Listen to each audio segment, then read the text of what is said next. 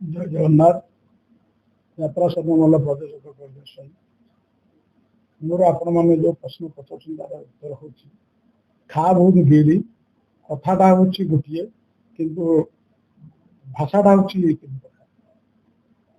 भाई जो कही उपदेष्टा हिसाब से सी सबू कलाकार मान को आप शुणुते जड़े न्यूज देते जे यात्रा नहबा पूर्व पार्टी नहबा पूर्व सी जिते कलाकार 5000 3000 2000 बांटती कला केमती आग को बढ़िया खंडगिरी यात्रा बताती आसी बहुत कलाकार देखा करती बापा को धरिकी स्त्री की बोऊ को धरिकी भाई भाउज को धरिकी प्रत्येक कलाकार सम्मान सह किंतु सी सब हक कथा कहती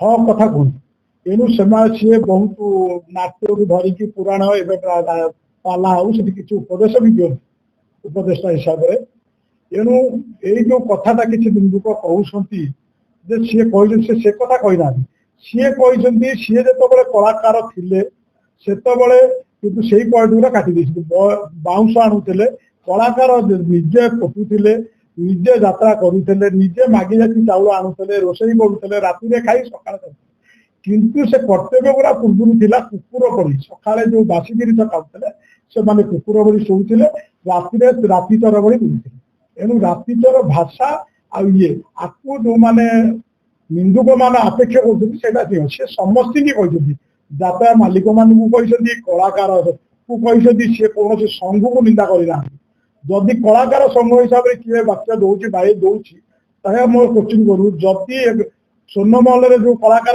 संघे अच्छा गाड़ी जातु गाड़ी आम कलाकार पैसा दौचु खटुचु वर्ष को कोटी कोटी टका रोजगार करें यात्रा करूँ पैसा कमाई यात्रा मो भाईर शौक पे मु प्रयोजक अच्छे उपदेष्टा रखी एणु वर्ष को कोटी टकर उर्ध दौर 10 कोटी टका देखिए यात्रा अनुसार करी इनकम टैक्स जो करुच्ची सब करुच्ची आपत्ति अभियोग नहीं किंतु खा भूत गिड़ीटा को ये किसी निंदुक भूल रास्तार नहीं परिचालना कर मो भाई जहाँ कहे सी 10-15 मिनट पत्र भूली जाए किंतु कौन कलाकार एपर्यंत मत फोन करना जे तुम भाई उपदेष्टा हाँ मुख्य चला यात्रा प्रयोजक हूँ सी के व्यवहार क्या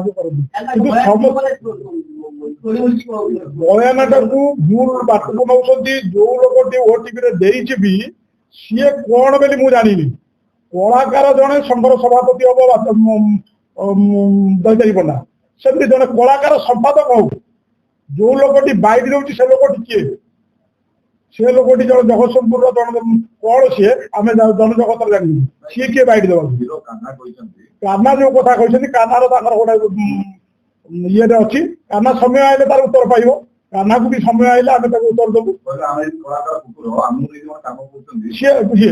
जदि कलाकार कुकुर भूल निष्पत्ति मालिक साथ कथा ही पाइला नहीं जे भाई ही पाइलानी बापा ही पाइलानी बापा कौन कहीदेवाटा भूल हो जाऊँगी बापा कौन तुमको सेमती ये कर कौन गोटे आसी मुंड को कथा कथा कहू फसी कलाकार थी से टाइम विषय से कहते जो टाइम से यात्रा करुले कलाकार थे रातिचर भाया शोलु खाऊलु यात्रा करूँ स्टेज सका कुकुर भाया शोलु बासी जिनिस को खाऊ जदि कौ मैंने अपेक्षा कर सी स्वर्णमहल न रही पारती जो कलाकार संघ कौन संघ अच्छी कौटी कलाकार संघ ना कि मालिक संघ ना कि लेबर संघ ना तो डांस संघ ना जदि डांस संघ अच्छी डांस रु 30 पिला 32 पिला आम रखुची स्टेज बेलू कितु देखिए खंडगिरी पर 12 जन 15 जन थे संघ वाला कौन कले से पैसा खाई गले कुआड़े कोटी कोटी टका मो वर्ष को दूसरी मो भाई नहीं लोक मान दौर से देखो बाइट भी कलाकार जदि बापा भूल कर बापा साथ कथा से बापा आगे कौन कहते बापा तो भूल कला किए भूल जदि बापा भूल पद बाहरी जाइए बापा पुओ को जब कहबनी मुझे गोटे जिन कहूँ जड़े माँ पुओ बापा थे जो माँ टी मरीगला पुओटी एकुटिया होगला बापा चिंता कला मो पुओटी केमती मनीष हम सी पुओटी मनीष हवा पेकी जोड़े सांगू को डाकिला कहला अरे पुओ ए दी जन को क्या माँ तैयारी कर पुओ कौन कला गोटे गिलास पानी नहीं मुह गोटे झील को मुह को बांधला सी सब कहला ए छोट पिलाटा जानी पार्टी बुझे आप माने एत बढ़िया स्नेह कला सी माँ ठू आ बढ़ीगला କିନ୍ତୁ ସିଏ ସେଠୁ ଗଲା ପରେ ବାପା କହିଲା ତୁ କଣ ଏ ଅଭଦ୍ର ଏ କଣ କଲୁ ନା ମୁଁ ତମ ପଛରେ କହିବି। ସେଠୁ ଆଉ ଗୋଟେ ସ୍ତ୍ରୀ ଝିଅ ପାଖକୁ ସେ ଗଲା ଯାଇକି ତାକୁ ଗୋଟେ ଗିଲାସ ପାଣି ଦେଲା। ସିଏ ସେଠୁ ଉତ୍ତର ଗଲା ମୁଁ ଯଦି ଠିକ ତୋ ମା ହେଇଥାନ୍ତି ମୁଁ ଏଇନା ତତେ 2 ଚାପୁଡା ପକେଇଥାନ୍ତି। ଏଭଳିଆ ଇଏ କରିବନି, ଭଦ୍ରଲୋକ ଘରକୁ ଆସି ତାକୁ ଅସମ୍ମାନ କରିବନି କି ତାକୁ ଗାଳି ଗୁଲଜ କରିବନି। ସେଠୁ ବାପା ଆଇଲା ପୁଅକୁ ପଚାରିଲା ପୁଅ ମୁଁ ତତେ ଡାକିଥିଲି 2ଟା ବାହାଘର କରିବାକୁ ତୁ ଏକଥା କଣ କଲୁ? ତାହେଲେ କିଏ ବାହାକୁ ନା ଯିଏ ମତେ ସିଏ ଗଲା ସିଏ ମତେ ମୋର ହବନି, ଯିଏ ମତେ ରାଗିଲା ସିଏ ହବ ମୋର। କାହିଁକି ନା ମୁଁ ଦୁଷ୍ଟଟାକୁ ଯଦି ସେ ଏବେଠୁ ମତେ ସୁଧୁରି ଦବ ତାହେଲେ ମୁଁ ଆଗକୁ ମଣିଷ ହେବି। ଯଦି ମୋ ଭାଇ ଏ କଥା କହିଛନ୍ତି ଆଗକୁ ଯଦି ସୁଧୁରି ନ ଯିବ ଯାତ୍ରାପାର୍ଟି ମାଲିକ ମାନେ ହୁଅନ୍ତୁ ବା କଳାକାର ହୁଅନ୍ତୁ ସମସ୍ତେ ହୁଅନ୍ତୁ ତାହେଲେ ଅସୁବିଧା କଣ ଅଛି? ଏବେ ତ ଏସି ରୁମରେ ଶୋଉଛନ୍ତି, ଏବେ ତ କାରରେ ଘରକୁ ଯାଉଛନ୍ତି, ଆଉ ଏବେ କଣ ସେଇ ପୋଜିସନ ଅଛି? ଆଗେ ଏଇ କଥା ଥିଲା କିନ୍ତୁ ତାକୁ ମିଡିଆ ଭୁଲ ରାସ୍ତାକୁ ନଉଛନ୍ତି। ଯଦି ଏଠାରେ କୌଣସି କାହାର ମନ ଦୁଃଖ ହଉଛି ମୁଁ ପ୍ରଯୋଜକ ହିସାବରେ ମୋ ଭାଇ ପ୍ରଯୋଜକ ହିସାବରେ ସେମାନଙ୍କ ପାଖରେ ଆମର କୌଣସି ଆପତ୍ତି ଅଭିଯୋଗ ନାହିଁ। କିନ୍ତୁ ଯୋଉ ସଂଘ ବାଇରି ଦଉଛି ଆମେ ସେ ସଂଘକୁ ବିରୋଧ କରୁଛୁ। ଯଦି ତା ଲୋକ କିଏ ସ୍ୱର୍ଣ୍ଣମହଲରେ ଅଛନ୍ତି ତାଙ୍କୁ ତୁରନ୍ତ ନେଇଯାଆନ୍ତୁ, ମୋ ପଇସା ମତେ ଫେରେଇ ଦିଅନ୍ତୁ। ହେଲା କୋଟି କୋଟି ଟଙ୍କା ମୋ ଦେଇଛି ସେ ଆପଣ ଭାଇର ମୋର କଣ ରୋଜଗାର ନାହିଁ ଆପଣ ଯାଇକି ଗାଁରେ ବୁଝନ୍ତୁ। ଟଙ୍କା ଏଇ ସଂସ୍ଥାରୁ ଯିବ ସବୁ। ଏଣୁ ମୁଁ କୋଟି କୋଟି ଟଙ୍କା ଇନକମ ଟ୍ୟାକ୍ସ ଶୋ କରୁଛି, କୋଉଠୁ ଇଏ କରୁନି ବ୍ୟବସାୟ କରୁଛୁ ରୋଜଗାର। କଥାକୁ ପୁରା ଅନର୍ଥ କରାଉଛି। ସିଏ କିନ୍ତୁ ବାପା ଭଳିଆ ସବୁବେଳେ କରେ। ଅନ୍ୟ କଳାକାର କୋଉଠୁ ଆପଣ ବାଇକ ନିଅନ୍ତୁ ସିଏ ସବୁବେଳେ ଜାଣନ୍ତି ସେ ଆଉନା କହିବେ ଘଣ୍ଟା କହିବେ। ଏଣୁ ସବୁ ତ ଯାତ୍ରାପାର୍ଟି ମାଲିକ ମାନେ ତାଙ୍କୁ ମନା ଡାକନ୍ତି। ନାଇଁ ସେଇଟା ତ ଠିକ, ଯାତ୍ରାରେ ସମ୍ପୂର୍ଣ୍ଣ ସତ କହିବା ଠିକ ନୁହଁ। ମୁଁ ବି ଅନୁଭବ କରୁଛି କହିବାଟା ଠିକ ନୁହଁ, ଏଇଟା ଭୁଲକୁ ଯିବ। କାରଣ ସିଏ ବି ଆମର ଛୁଆକୁ କାହିଁକି ଆମେ ଏଭଳିଆ ଇଏ କରିବା। କିନ୍ତୁ ସେ ଇଣ୍ଟେନସନ ନେଇ କହିନାହାନ୍ତି ଯେ ଏବେର କଳାକାର କୁକୁର ବୋଲିକି ଯେତେ ଥିଲା ମାଲିକ ନା ଧରିଛନ୍ତି। ଏଇ ମାଲିକ 2 ଜଣ ପେଇକି ଯୋଉ ଧରୁଛନ୍ତି ତାଙ୍କର ସମ୍ପର୍କ ଆମର ମାଲିକ ଭିତରେ ସମ୍ପର୍କ। ସେଇ କାଳିଆକୁ ବି ମୋ ଭାଇକି ଦନା ଡାକୁଛନ୍ତି ଯେ କହିବା କଥା କିଛି ସୁଧୁରି ଯାଅ। ଏମିତି ଗୋଟେ ପ୍ରେସର କରିଲେ କିଛି ସୁଧୁରି ଗଲେ ଯାତ୍ରା ଅନୁଷ୍ଠାନଟା ଭଲ ବାଟରେ ଚାଲିବ। ଏବେ 4 ଲକ୍ଷ ଦେଇ କୋଉ ଗାଁରେ ଆଜ୍ଞା ଯାତ୍ରା କରିପାରିବେ? ଆପଣଙ୍କ ଗାଁରେ କରିପାରିବେ? 4 ଲକ୍ଷ 3 ଲକ୍ଷ 50 ଦେଇକି ଗାଁରେ ଗହଳିରେ ଖାଲି ଯୋଉ ଖୋଲା ଷ୍ଟେଜରେ ଗାଁରୁ ଟଙ୍କା ଚାନ୍ଦା ଆଦାୟ କରି କରିପାରିବେ ଆଜ୍ଞା? ଆଗରୁ ଏଗୁରା ଚାଲୁଥିଲା ବୋଲି ସିଏ ବିରକ୍ତ ମନୋବୃତ୍ତି ନେଇ ଏକଥା କରିଛନ୍ତି। କିନ୍ତୁ ଯଦି କୌଣସି କଳାକାର ଅନୁଭବ କରୁଛନ୍ତି କିନ୍ତୁ ସଂଘ ଯଦି କହିବ ତାହେଲେ ମୁଁ ବିରୋଧ କରିବି। ମୋ କଳାକାର ପୁଅ ବା ପୁତୁରା କି ଭାଇ କି ବନ୍ଧୁ କି ଛୁଆ ହେଇଥିବେ ଯଦି କହିବେ ଆମେ ତାକୁ ଭାଇର କଥାଟା ଠିକ ନୁହଁ ଏଇଟା ଯୁକ୍ତିଯୁକ୍ତ କଳାକାର ବି। କିନ୍ତୁ ସଂଘ ଯଦି କହିବ ସଂଘକୁ ମୁଁ ଡାଇରେକ୍ଟ ଚ୍ୟାଲେଞ୍ଜ କରୁଛି। ମୁଁ ଟଙ୍କା ଖର୍ଚ୍ଚ କରୁଛି ପାର୍ଟି ରଖିଛି, ମୋ ପାଖରେ ଷ୍ଟାଫ ଥିବା ଲୋକକୁ ମୁଁ ଯାହା କହିପାରିବି। ମୁଁ ଏଗ୍ରିମେଣ୍ଟ କରି କହୁଛି ଯେ ତମକୁ ମୁଁ ଯାହା କହିବି ତମେ କରିବାକୁ ବାଧ୍ୟ। ଯଦି ହଉଛି ମୋ ସାଥିରେ ଏଗ୍ରିମେଣ୍ଟ କର, ନହେଲେ କରନି। ତେଣୁ ଯଦି ସେ କଳାକାର ସଂଘର ଯୋଉ ଲୋକଟି କହୁଛି ତାକୁ ତୁରନ୍ତ କୁହନ୍ତୁ ସ୍ୱର୍ଣ୍ଣମହଲ ଯୋଉ ଲୋକ ଅଛନ୍ତି ତା ଲୋକ କାଢି ନଉ ଆଉ ପଇସା ଦେଇକି ଯାଉ। ମୁଁ କଳାକାର ତିଆରି କରିବି, ମୋ ଭାଇର ସେତିକି ଦମ ଅଛି କଳାକାର ତିଆରି କରିକି ବଜାରରେ ବୁଲେଇବ।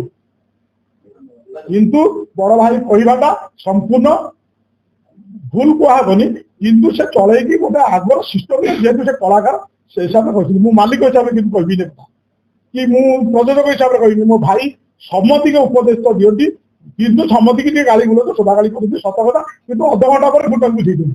କିନ୍ତୁ ଏଇଟାକୁ ସେମାନେ ଇଏ କରିବେ ବୋଲି ଏ କଳାକାର ସଂଘ କରିବେ ବୋଲି ଏ କଳାକାର ସଂଘକୁ ମୁଁ ଡାଇରେକ୍ଟ ଚ୍ୟାଲେଞ୍ଜ କରୁଛି। ହିମନ୍ତ ଅଛି ତ ତାର ଯଦି କଳାକାର କିଏ ଅଛନ୍ତି ସେ ନେଇଯାଉ। ମୁଁ ନୂଆ ତିଆରି କରି କଳାକାର ତିଆରି କରିକି ସ୍ୱର୍ଣ୍ଣମହଲ ତାର ନାଚିବ ନଚେଇବ ନେଇଯାଆନ୍ତୁ। ଯଦି ଚ୍ୟାଲେଞ୍ଜ କରିବି ଯଦି ଗୋଟିଏ ଲୋକ ଆଉ ମୁଁ ସେମିତି ଚ୍ୟାଲେଞ୍ଜ କଲେ ମୁଁ ତା ଗୋଟେ ଲେଖା ରଖିବି ଯିଏ ସଂଘରେ ରହିବ ତାକୁ ମୋ ପାଖରେ ରଖିବି। ଯଦି ମୋର କହିବାର ଅଧିକାର ରହି ତାହେଲେ ମୁଁ କାହିଁକି କୋଟି କୋଟି ଟଙ୍କା ଦେଇକି କଳାକାରକୁ ରଖିବି?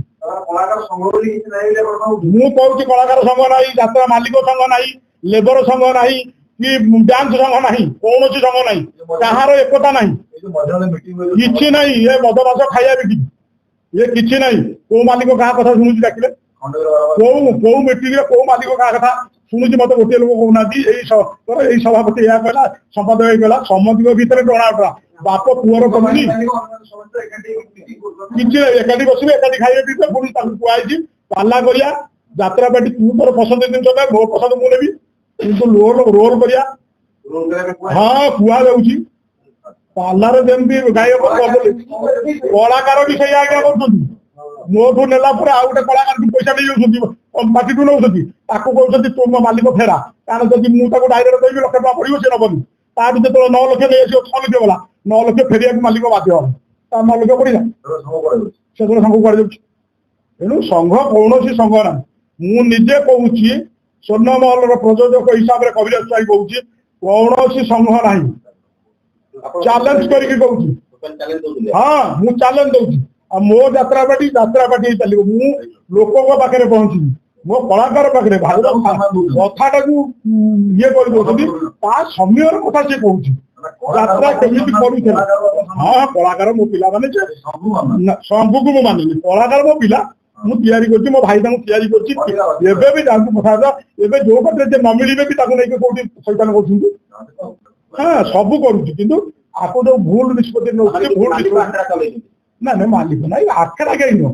ଗୋଟେ କଥାଟା ବାହାରିଗଲା ତାକୁ ସିଲେଇ ସିଏ କହିବା କଥା ଯେ ମୋ ପିରିୟଡର ଏଇଗୁଡା ହବା କଥା ଉଦାହରଣ ଦେଇଛନ୍ତି। କିନ୍ତୁ ଇଏ ତାକୁ ଏବେ ତ କାଲି ଗୋଟେ ହିରୋଇନ ମୋର ଏସି ରୁମ୍ ଚାଲିନି ବୋଲି ସେ କହିଲା ରହିବିନି ମୁଁ ପୁଣି ନେଇକି ଗୋଟେ 13,000 ଦେଇକି ଏସି ରୁମ୍ ଦେଇଛି। ଆଜ୍ଞା ଉଦାହରଣକୁ ଅସାଧାରଣ କିନ୍ତୁ ତା ବୋଲି ନୁହଁ ଯେ ଭାଷାଟା ଠିକ।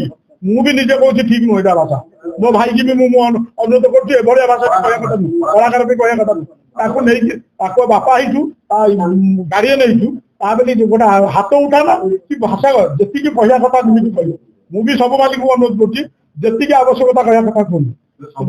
ନା ସଂଘକୁ ମୁଁ ମାନୁନି, ମୁଁ କୋଉ ସଂଘ ସାଥିରେ ନାହିଁ। ମୁଁ ନିଜେ ସ୍ୱର୍ଣ୍ଣମହଲ ତାର ନିଜର ତାକତ ଉପରେ ଚାଲିଛି। କିନ୍ତୁ ଆଗ ଆମର ଅଧିକାର ଦରକାର ନାହିଁ ଇଏ ନାହିଁ। ଆମର ଲାଭ ନାହିଁ କିନ୍ତୁ ଆମ ଲାଭ ଦରକାର ନାହିଁ। ଆମର ପାର୍ଟିଟା ଚାଲିବ। ମୋ ଭାଇ ମୁଁ ଆହୁରି ଗୋଟେ ଆପଣଙ୍କୁ ଅଫର କହୁଛି ଯାତ୍ରା ବାଟଟା ଯଦି ବନ୍ଦ ହେଇଯାନ୍ତା ମୁଁ ମୋ ଜଗନ୍ନାଥ ପାଖରେ ଯାଇକି ମୁଣ୍ଡିଆ ମାରୁଛି। ହଁ ଏ ଯାତ୍ରା ପାର୍ଟି ହବାରୁ ମୋ ଭାଇ ଝିଅରେ 3ଟା ଷ୍ଟେନ ଲାଗିଛି। ଆଜ୍ଞା 3ଟା ଷ୍ଟେନ ଲାଗିଛି। 5ଟାଠୁ ମୋ ଭାଉଜକୁ ମୋ ବୋହୂକୁ ପୁତୁରାକୁ କହିଛି ତାକୁ ଫୋନ ଦବନି।